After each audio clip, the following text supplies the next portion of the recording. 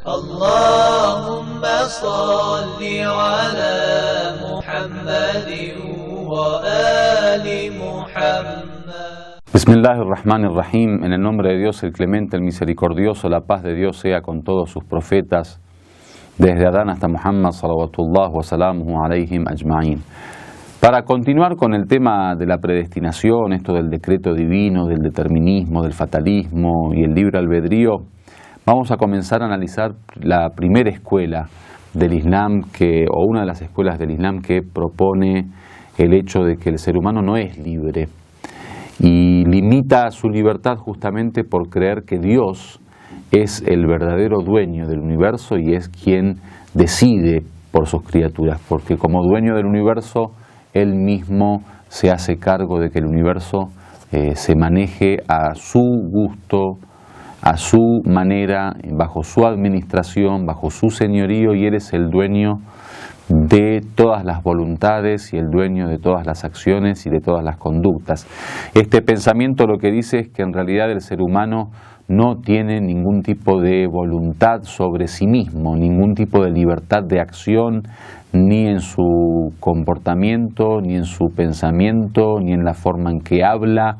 Es decir, que todo lo que tiene relación con el ser humano a nivel conducta o a nivel, por ejemplo, parla, a nivel pensamiento, a nivel objetivo, el ser humano no es libre y está totalmente con las manos atadas. O sea, Dios trabaja con él como un títere, y uno de los ejemplos que dan en la explicación es como si fuera que el universo es una máquina, y así como la máquina se mueve, es cierto que cada parte de la máquina se mueve, bueno, las partes o los miembros del cuerpo en la acción también se mueven, pero se mueven similar a la forma en que se mueve una máquina. Por lo tanto, si bien hay movimiento, creen en la acción del hombre, cree que el hombre de alguna manera se mueve en esta vida a través de su conducta, su comportamiento, no le pertenece. O sea, simplemente él es una parte de una máquina, y así es como comparan al universo y la relación de Dios con el universo. El universo sería la máquina y Dios de alguna manera estaría permitiendo que esta máquina se mueva. Por lo tanto, ahí no cabría lugar a ningún tipo de libertad, a ningún tipo de decisión personal, a ningún tipo de voluntad individual, por lo que el ser humano no tendría ningún tipo de forma de poder actuar por propia, decisión. Obviamente este tema justamente lo tocamos en esta parte de las creencias, que es justamente el segundo principio, fundamento del Islam, como lo es la justicia divina, porque un pensamiento como este, un pensamiento fatalista y un pensamiento que cree en la predestinación como algo que Dios ha decidido por el hombre, está claro que va en contra de la justicia divina, por algo muy simple, y es que cuando Dios propone las leyes para que el hombre obedezca y cumpla, y le promete una recompensa y un castigo, si el hombre no tuviera propia voluntad, libre albedrío o libertad de acción, o sea, no actuaría, no se comportaría según su propia decisión y su propia voluntad, entonces sería imposible pensar que Dios vaya a oprimirlo de esa manera, por ejemplo, castigándolo cuando peca.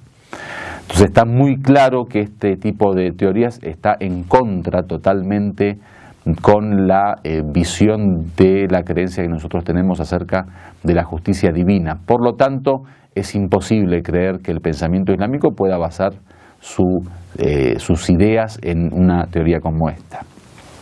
Además, si nosotros recorremos, los recovecos del pensamiento islámico, especialmente en lo que presenta el Corán, y al final de estas lecciones hablaremos un poco de algunas de ellas, vemos que toda la lógica de la religión, según la presenta la revelación, es una lógica en donde se presenta al ser humano libre. Por eso Dios habla, por ejemplo, de un paraíso y un infierno. Dios habla de un castigo y una recompensa.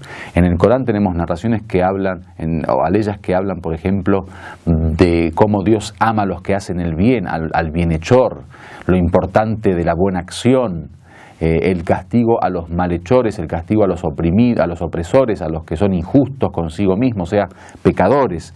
Habla, por ejemplo, del libro en donde se escriben las acciones, tanto buenas y malas.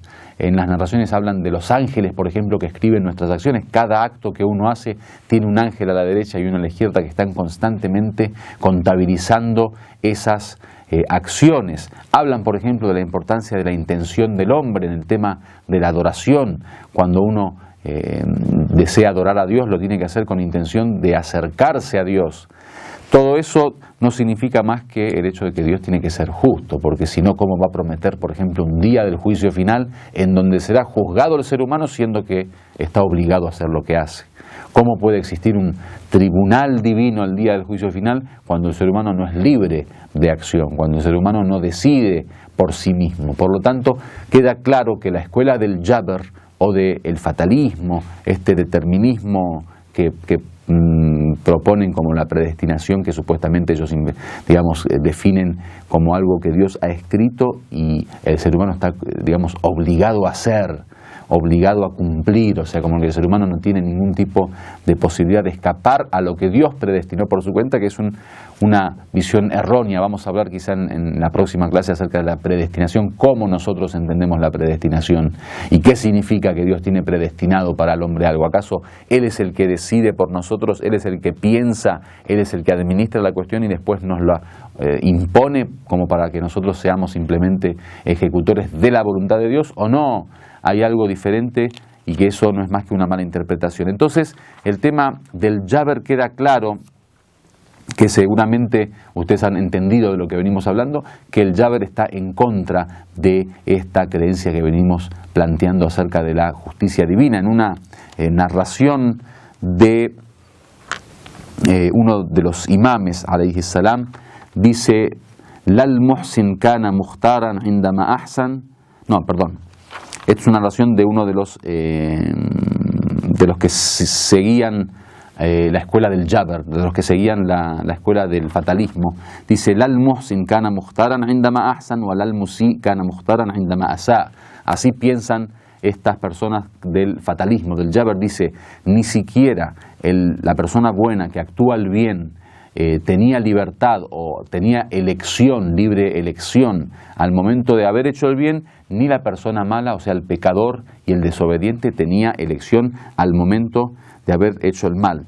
Además, está muy claro que en la cultura de Ahlul Bayt, alayhimus salam, el ser humano es responsable. Nosotros, por ejemplo, en la jurisprudencia, lo vamos a estudiar en algún momento, tenemos lo que llaman los wajibat, las obligaciones. Tenemos, por ejemplo, un hadith del profeta que dice: kullukum ra' wa kullukum mas'ul. Todos son responsables. Todos, de alguna manera, tienen que hacerse cargo de sus actos.